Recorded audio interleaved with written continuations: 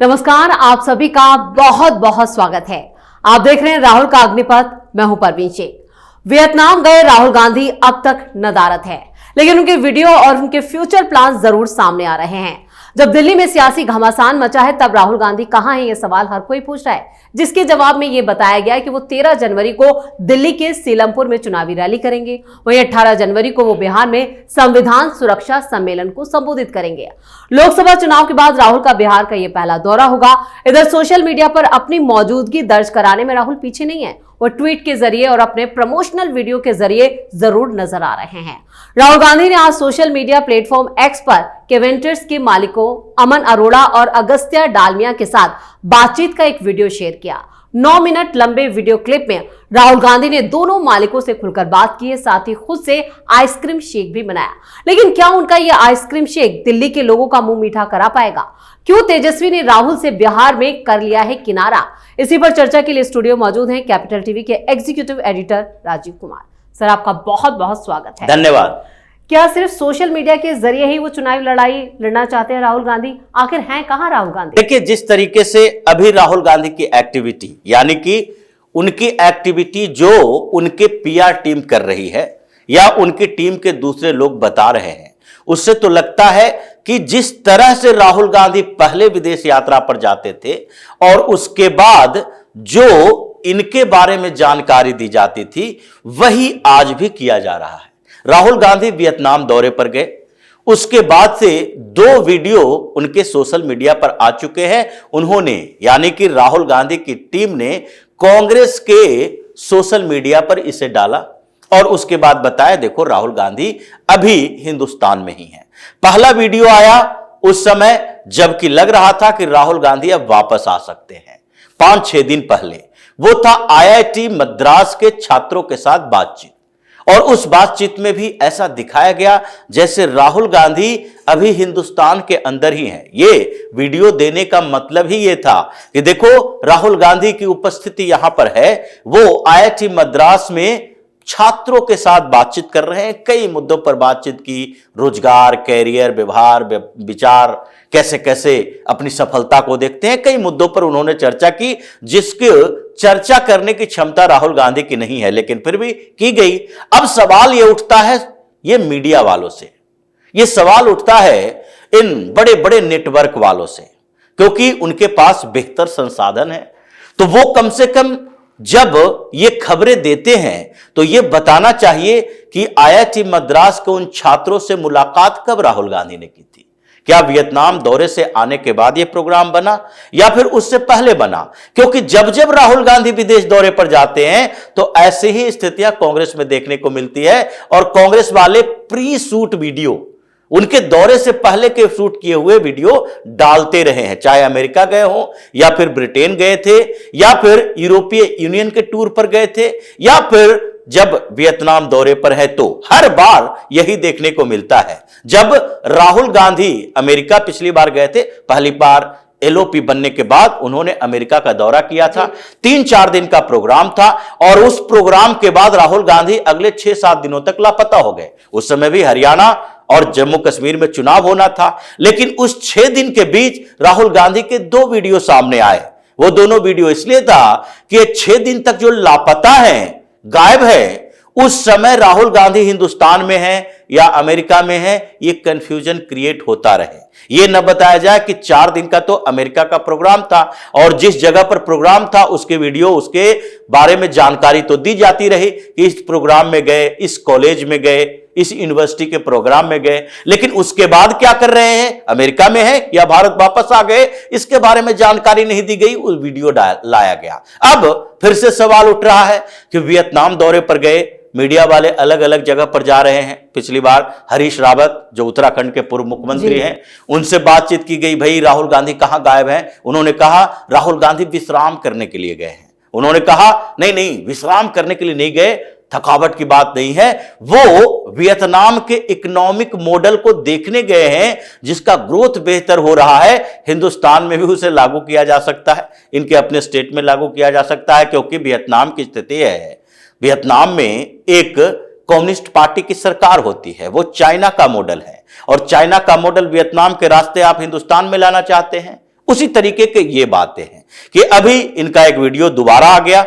इस बीच जब वो वियतनाम दौरे पर हैं, आज तक कभी भी ऐसा नहीं हुआ कि जब राहुल गांधी यहां रहते हैं, हिंदुस्तान के अंदर रहते हैं, चुनाव प्रचार करते रहते हैं, उस बीच ऐसा कभी नहीं हुआ कि 15 दिन के अंदर राहुल गांधी 2-3 जगह पर ऐसे वीडियो शूट करते हुए नजर आए। क्योंकि ये जो शूट होता है, ये जो वीडियो दिखाई पड़ रहा है, ये 9 मिनट का वीडियो अगर है और 9 मिनट के वीडियो में इन्होंने जिस तरीके से सवाल उठाए, बात की, उनका स्टोर में जाना, स्टोर से फिर ऊपर एक बुजुर्ग महिला के कहने पर उनके दरवाजे पर जाना और उस दरवाजे पर जाने के बाद उसका चाबी खो जाना और बुजुर्ग महिला से बातचीत करते हुए दरवाजे से बाहर से लौट आना, ये बेवकूफियां हैं। ये दिखाने की कोशिश तो ये करते हैं कि उस महिला के कहने पर उनके घर पर जाने की कोशिश की, लेकिन उस महिला ने भी चालाकी कर दी। बुजुर्ग महिला अब राहुल गांधी जैसे व्यक्ति को डायरेक्ट कैसे डांट कर कहती नहीं नहीं मेरे घर में आपकी जरूरत नहीं है, आप एंट्री नहीं कर सकते। उन्होंने चाबी का मसला ऐसा उठाया कि नीचे चाबी लाने जाओ, ऊपर चाबी लाने जाओ, ताला खुलेगा नहीं, तो राहुल गांधी दरवाजा से धीरे धीरे वापस आ गए। लेकिन ये 9 मिनट का वीडियो ऐसा नहीं है कि जिसमें ये शार्क टैंक की तरह इंटरव्यू की बात कर रहे हैं और वो 10 मिनट, 20 मिनट, आधा घंटा के अंदर शूट हुआ होगा। क्योंकि उस स्टोर में आने से लेकर बैठने, उठने, बातचीत करने का जो तरीका है, वो ये लगता है कि ये वीडियो शूट करने और एडिट करने में 1 सप्ताह का समय लगेगा राहुल गांधी की टीम को। ये छोटी मोटी बात नहीं है कि इतने मिनट का वीडियो ऐसे ही सामान्य तरीके से आ गया। और राहुल गांधी इतने इंटेलेक्चुअल नहीं है कि एक बार में ही किसी सवाल का जवाब दे दे, बातचीत कर ले। उनके लिए तो 2 लाइन लिखने के लिए पॉकेट से मोबाइल निकालकर उस पर लिखा हुआ देखकर पढ़ते हैं। और ये जब फ्री स्पीच देने की कोशिश करते हैं जिन रैलियों में, वहां पर विवाद हो जाता है कि कितनी गलतियां इनके भाषण में है, क्या उलूल जुलूल बातें बोल दी। तो ये वीडियो शूट जो हुआ होगा, ये क्या वियतनाम दौरे से आने के बाद, या फिर अभी राहुल गांधी यहां है ही नहीं? क्योंकि पहले से ये जो सवाल उठे हैं वो तो यही संकेत करता है कि राहुल गांधी जब विदेश दौरे पर जाते हैं और जब उनके बारे में कोई जानकारी नहीं होती तो ये सब प्रोग्राम दिखाया जाता है, विवाद हो रहा है। तो राहुल गांधी के बारे में अब कांग्रेस जानकारी देने में लगी है कि नहीं नहीं, वो विदेश में नहीं बल्कि देश के अंदर है। वो कंफ्यूजन क्रिएट करने की कोशिश है। सर, ये क्या एक रणनीति का हिस्सा माना जाए या फिर ये बेवकूफी वाली या सिर्फ बचाने के लिए एक तरह की चालबाजियां कांग्रेस की तरफ से की जा रही? देखिए, 2 तरीके हैं। राहुल गांधी ने यह बता दिया, जैसे सारे मीडिया में चल रहे हैं कि इन्वेस्ट करने वाले हैं उस कंपनी में। अब उस कंपनी में इन्वेस्ट करने वाले हैं, लेकिन जो बातचीत कर रहे हैं राहुल गांधी को सोचना चाहिए। जो आप विरासत की बात करते हो कि 100 साल की विरासत संभाल के रखे हैं इन लोगों ने, बेहतर इन्वेस्टमेंट किया है, बेहतर स्ट्रेटजी बनाई है कंपनी को चलाने के लिए, मिल्क, फ्लेवर्ड मिल्क बेचेंगे, आगे कितने स्टोर खोलेंगे, ये जो तरीके हैं आपके, आप किसी युवा को यह नहीं बता रहे हो कि वो स्टार्टअप कैसे शुरू कर सकता है। आप उसी तरीके से जो डायनेस्टिक पॉलिटिक्स है, वो डायनेस्टिक कारपोरेट हाउसेस की बात कर रहे हो। और यही बड़ी वजह मानी जाती है, बार बार कहा जाता है कि आखिरकार राहुल गांधी अडानी और अंबानी ये दोनों के खिलाफ क्यों जाते हैं? क्योंकि वो खानदानी बिजनेसमैन नहीं रहे हैं, वो खानदानी व्यापारी नहीं रहे हैं। उन्होंने, जैसे धीरू भाई अंबानी ने शुरू किया, धीरू भाई अंबानी से पहले धीरू भाई अंबानी खुद ही गरीबी से निकल कर आए थे। अडानी में भी ऐसा नहीं है कि 200 सालों से चल रहा है, 150 सालों से चल रहा है, लेकिन आज तक राहुल गांधी ने बजाज के ऊपर तंज नहीं कसे, महिंद्रा के ऊपर तंज नहीं कसे, उसके बारे में नहीं बोला कि कितना घपला घोटाला कर सकता है। टाटा, बिरला, डालमिया के ऊपर नहीं किया, ये डालमिया के साथ बैठे हुए हैं। तो ये जो खानदानी लोग हैं, खानदानी बिजनेसमैन, जिन्होंने पूरे हिंदुस्तान की इकोनॉमी पर कब्जा करके रखा था सालों साल तक, और जिसके खिलाफ थोड़े बहुत ये कम्युनिस्टों के प्रभाव के कारण इंदिरा गांधी ने इनकी मोनोपोली पर लगाम लगाया था कि कुछ कुटीर उद्योग को संरक्षित किया गया था। लेकिन राहुल गांधी की एक कॉन्स्पिरेसी देखिए कि ये एक तरफ उसी कारपोरेट हाउसेस को बढ़ाने में लगे हैं जो इनको चंदा देता है, और ये खानदानी है। और चूंकि राहुल गांधी भी खानदानी पॉलिटिशियन है, 4 पीढ़ी से पॉलिटिक्स ही कर रहे हैं, अब तक तो किसी और चीज में सफलता पाए नहीं, तो ये एक तो संकेत देते हैं कि हम तुम लोगों के साथ खड़े हैं, अडानी अंबानी के साथ खड़े नहीं है, जो नए स्टार्टअप करने वाले लोग हैं उसके साथ खड़े नहीं है। दूसरे तरफ यह बताने की कोशिश करते हैं कि देखो, अर्थव्यवस्था के सुधार में, बिजनेस करने वाले लोगों में ये जो कंपनियां हिंदुस्तान की है, ये रोजगार प्रोवाइड कर रही है, सामान्य तरीके से अच्छा काम कर रही है, और राहुल गांधी इन लोगों को प्रमोट कर रहे हैं। ये बड़े कारपोरेट हाउस विदेशी कंपनियों के खिलाफ है। ये दो तरह के नैरेटिव क्रिएट करवाए जाते हैं, और उससे बड़ी बात यह है कि ये सारे काम तब करते हैं जबकि ये विदेश दौरे पर जाते हैं, ताकि उनकी उपस्थिति के बारे में कंफ्यूजन क्रिएट हो और सवाल उनके ऊपर ना उठे। अभी अचानक से क्या हो गया कि आपने दिल्ली विधानसभा के लिए रैली की घोषणा कर दी कि राहुल गांधी आएंगे, अब रैली करेंगे भाई। इससे पहले जो दिल्ली विधानसभा चुनाव को लेकर सबसे पहले कांग्रेस ने जो प्रेस कॉन्फ्रेंस किया जी अपने मुख्यालय में, और उसमें प्यारी दीदी योजना का घोषणा किया, तो उस घोषणा के समय में कौन थे? राहुल गांधी थे? प्रियंका वाड्रा थी? नहीं थी। क्यों नहीं थी? प्रियंका वाड्रा इसलिए नहीं थी क्योंकि राहुल गांधी नहीं थे। अगर राहुल गांधी नहीं थे और प्रियंका वाड्रा होती तो सवाल यह उठता, क्योंकि महिलाओं के लिए योजना है और प्रियंका वाड्रा लड़ती हूं, लड़ सकती हूं, लड़की हूं, तो लड़की हूं, लड़ सकती हूं की अवधारणा तो दिल्ली में उनको क्रिएट करना है। लेकिन फिर भी वो नहीं थी। वजह यही थी कि राहुल गांधी नहीं रहेंगे, प्रियंका वाड्रा रहेगी, तो सवाल उठेगा राहुल कहां है। तो इसलिए क्या किया गया?